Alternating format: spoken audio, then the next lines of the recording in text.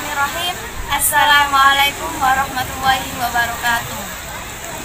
Qul huwallahu ahad, Allahus samad, lam yalid walam yulad walam yakul lahu kufuwan ahad. Amma ba'du. Oke, saya Trikunia Agustina dan Saya Margaret Lainnya. kami di sini akan menjelaskan tentang Israiliyat. Sebagai pemenuhan tugas akhir semester 1 mata kuliah umum. Di sini saya akan menjelaskan tentang definisi Israiliyat.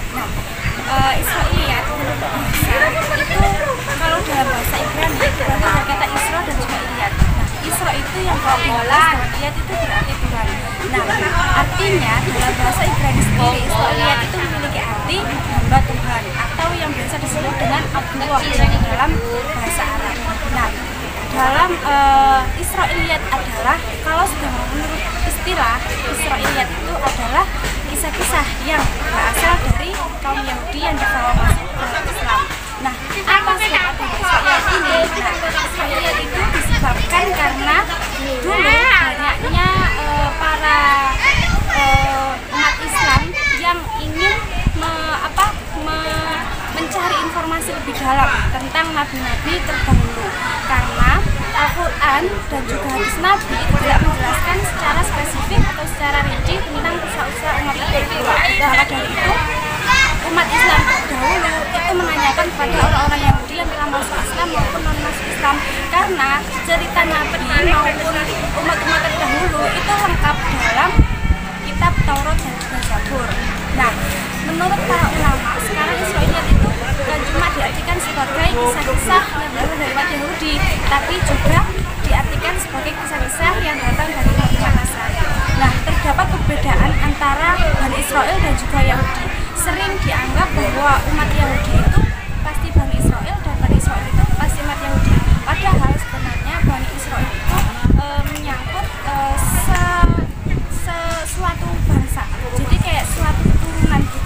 Sedangkan Yahudi itu merupakan cara berpikir seseorang yang menimbulkan agama seperti agama Islam atau agama Kristen dan yang lain sebagainya. Kemudian ada juga menurut Ibnu Katsir Israiliyat ini tuh dibagi menjadi 3, yaitu Israiliyat yang dianggap benar, dianggap salah dan juga didiamkan. Israiliyat yang dianggap benar itu maksudnya seperti kisah pertemuan Nabi Musa dan juga Nabi Khidir, di mana bahwa pertemuan ini itu diceritakan selain dalam Al-Quran dan juga dalam Taurat.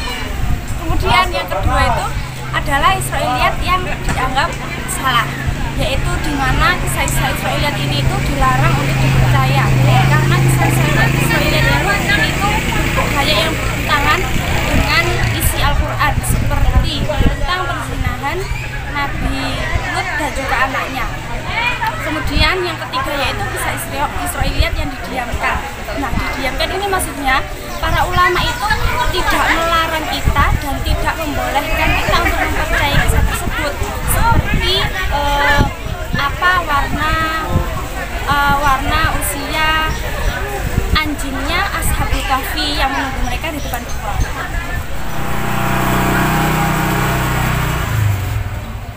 Oke, di sini saya akan menjelaskan tentang bagaimana Israiliyat itu dalam tafsir Al-Quran.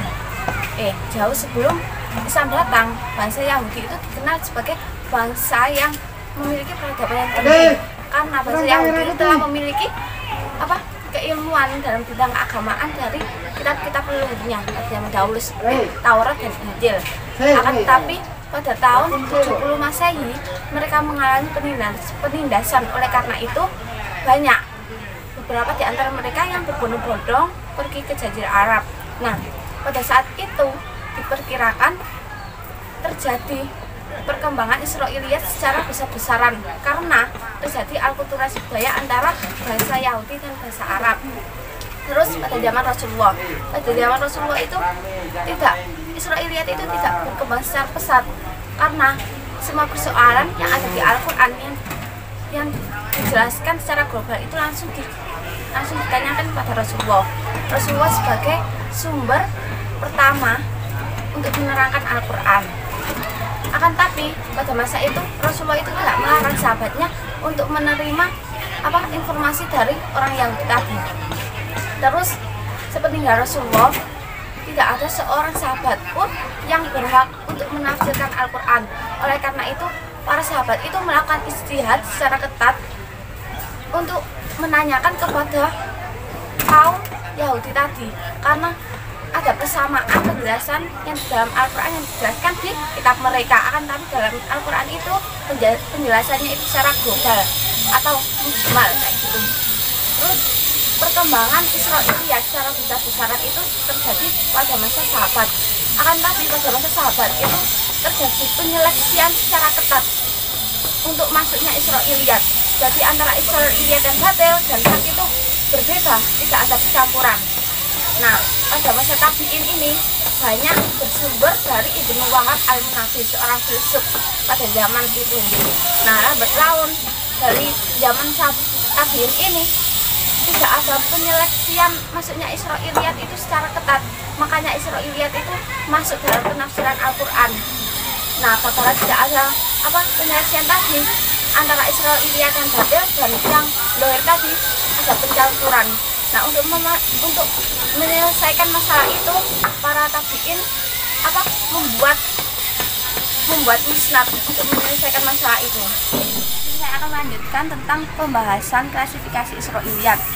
Israiliyat, para ulama bersepakat bahwa Israiliyat itu diklasifikasikan menjadi 3 bagian, yakni Israiliyat yang sesuai dengan ajaran Islam, Israiliyat yang tidak sesuai ajaran Islam, dan yang ketiga Israiliyat yang tidak sesuai dengan keduanya atau disebut dengan mauquf. Sebenarnya Rasulullah itu tidak mengklasifikasikan Israiliyat itu secara detail, akan tapi para sahabat itu berijtihad dengan keterangan-keterangan yang diberikan oleh Rasulullah sehingga muncullah klasifikasi tersebut. Dalam hal ini Adabi mengklasifikasikan dengan melalui 3 sudut pandang. 1. Sudut pandang kualitas sanad. 2. Sudut pandang dengan sesuai dengan ajaran Islam. Yang ketiga, sudut pandang materi. Dalam sudut pandang kualitas sanad ini dibagi menjadi 2, yakni kualitas yang sahih dan kualitas yang dhaif. Yang kedua, tentang sudut pandang kaitannya dengan Islam. Sudut pandang kaitannya dengan Islam ini dibagi menjadi 2, yakni sudut pandang yang sesuai dengan Islam, seperti kisah-kisah yang menceritakan bahwa sifat Nabi itu lembut, tidak kasar, kayak gitu. Itu sesuai dengan ajaran Islam.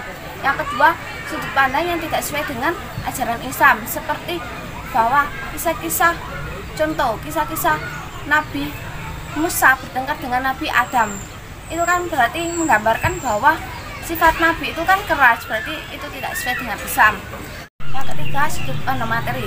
Sudut pandang materi ini dibagi menjadi 3, yakni yang pertama sudut pandang akidah, yang kedua sudut pandang yang berhubungan dengan Islam, yang ketiga sudut pandang yang berhubungan dengan hukum. Oke, terima kasih. Ya, setelah dipaparkan beberapa definisi Israiliyat atas tadi oleh Nina, nah sekarang saya akan membahas dampak Israiliyat terhadap ajaran Islam.